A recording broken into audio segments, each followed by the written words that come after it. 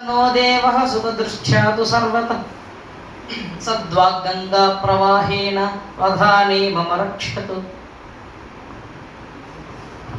నిషిద్ధాక్షర కొరకే వారు అడిగిన ప్రశ్న, 1,00,000 మంది సబ్స్క్రైబర్లు దాటిన తర్వాత వారి హర్షాన్ని దర్శన పక్షాన వ్యక్తీకరించమన్నారు.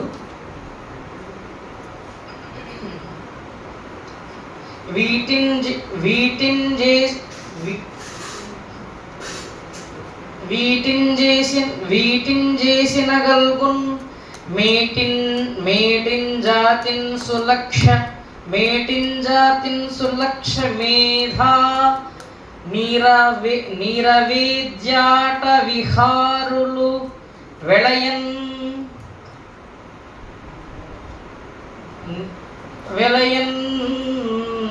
ధాటిగా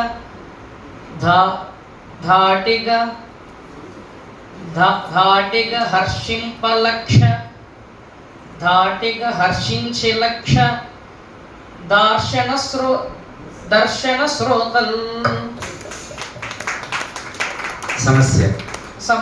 సమస్య వారు అడిగిన సమస్య ఏంటంటే, పద్యము వ్రాయబూనుటై పాపము ద్రోహము మాను కొమ్మికన్ హృదయ విశాల భావనల హేలగదెల్పు విశేష రీతియౌ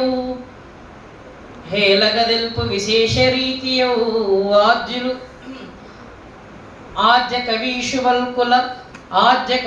బల్కుల మహాత్ముల వ్రాతల పండిపోయి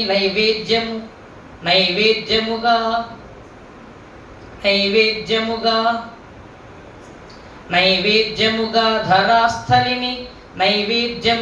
ధరాస్థలిని వెల్గిన చందమునందు హీనము పద్యము వ్రాయుటన్నయది వ్రాయబూనుటయ పాపము ద్రోహము మాను కొమ్మికన్.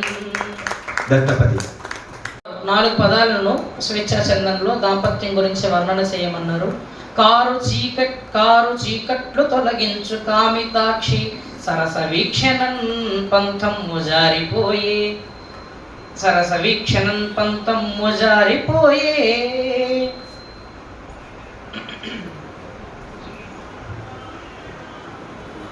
బారు తీరిన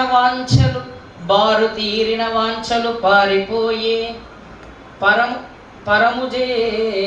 పరముజేరు మార్గమన దాంపత్యమగును. వైశాఖ మాసంలో చేసేటువంటి దానములు, అన్నదానము, ఛత్రము, కాళ్ళజోళ్ళు, ఇటువంటి ఇత్యాదివి దానం చేస్తూ ఉంటారు. వీటిని గుర్తుపెట్టుకునేట్లు, లేకపోతే ఇవి స్మరణకు వచ్చేటట్లు ఒక పద్యం చెప్పమన్నారు స్వేచ్ఛాచందమునందు. అన్నదానము చేయుటన్నది ఎన్ని వేళల శ్రేష్టమౌ, అన్నదానము చేయుటన్నది ఎన్ని వేళల శ్రేష్టమౌ. మిన్ను నిండిన తీవ్రతాపము మిత్రవైరిగ ఛత్రమున్ నిర్ణయానము చేయ చెప్పులు నెంచి చూడగ యుక్తమౌ.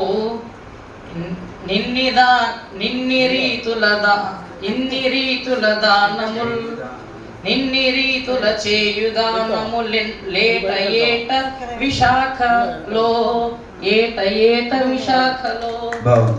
న్యస్తాక్షరి ప్రథమ పాదం మొదటి అక్షరం క, ద్వితీయ పాదం 8వ అక్షరము వా, తృతీయ పాదం 12వ అక్షరము నా, చతుర్థ పాదం 16వ అక్షరం ము.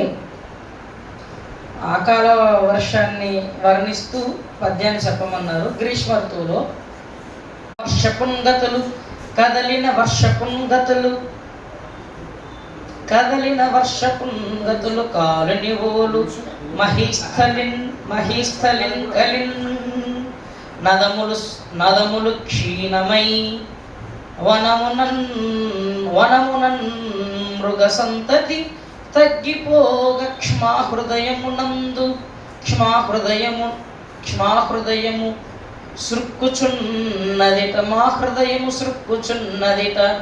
హీన మనుష్యుల దుష్ట చేష్టలన్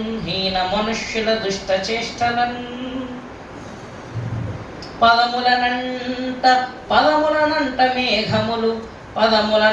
మేఘములు ప్రార్థన కోసము చేరే గ్రీష్మము అందం. పైన వర్షం వచ్చింది కనుక. బాగుంది. దీనితో ధారణాంశాలన్నీ కూడా విజయవంతంగా పూర్తయ్యాయి. భద్రము శ్రోతలందరకు, భద్రము మీదు రసజ్ఞ దృష్టికి, భద్రము తెలుగు నేలలకు, భద్రము భారత దివ్యధాత్రికిన్, భద్రము పృథ్వికంతకును, భద్రము నేనిక పోయి వచ్చెదన్. మీకు భద్రం.